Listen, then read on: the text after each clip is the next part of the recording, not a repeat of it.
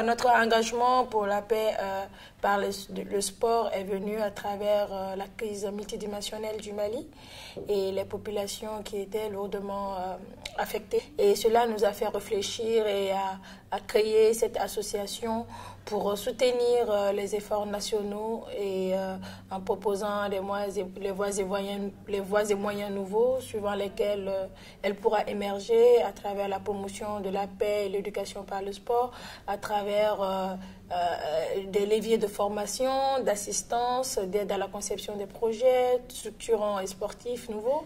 Et cela nous a amené également à élargir notre champ d'action, à amener plus loin notre domaine d'intervention en aidant les enfants démunis, les enfants qui sont en situation de handicap, des déplacés de guerre, qui sont aussi des enfants qui sont perturbés, qui ont besoin d'assistance psychologique, qui ont besoin de renouer les relations avec la communauté. Donc, tout ceci, voyant tout ceci, conscient de tous ces enjeux, nous avons créé l'association depuis le début de ma carrière. Et je faisais face à 3 pressions, notamment la pression familiale, c'est-à-dire la pratique du taekwondo était perçue dans ma famille comme quelque chose qui n'était pas fait pour les femmes, les barrières sociales, parce qu'au niveau de la société, il y a des préjugés. Et également, l'autre engagement, c'était d'être la meilleure athlète sur la scène nationale et internationale.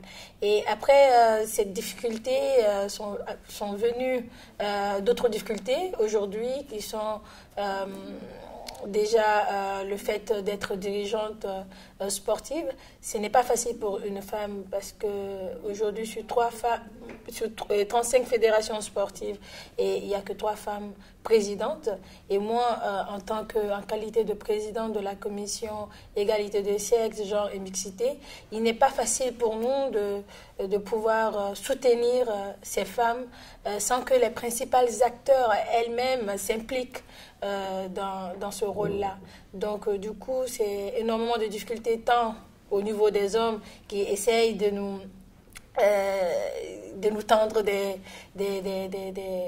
y ait une barrière, disons, pour nous, mais tant aussi au niveau des femmes qui manquent de confiance en soi pour accéder à certains postes de responsabilité. Le sport m'a beaucoup aidée dans le sens où, en tant que championne, on a un seul objectif, on veut juste aller sur le podium, et c'est cet esprit qui m'animait.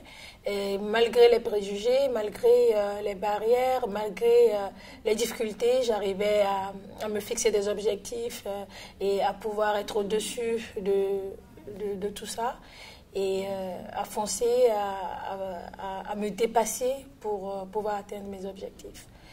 Le Forum international sur le sport de Bamako est vraiment un cadre d'échange, de réflexion, de recherche de solutions sur les problématiques liées au sport. Ces problématiques aujourd'hui sont d'ordre sécuritaire et sont d'ordre financier, mais surtout le forum a pour objectif principal de prôner la paix et la stabilité dans notre pays.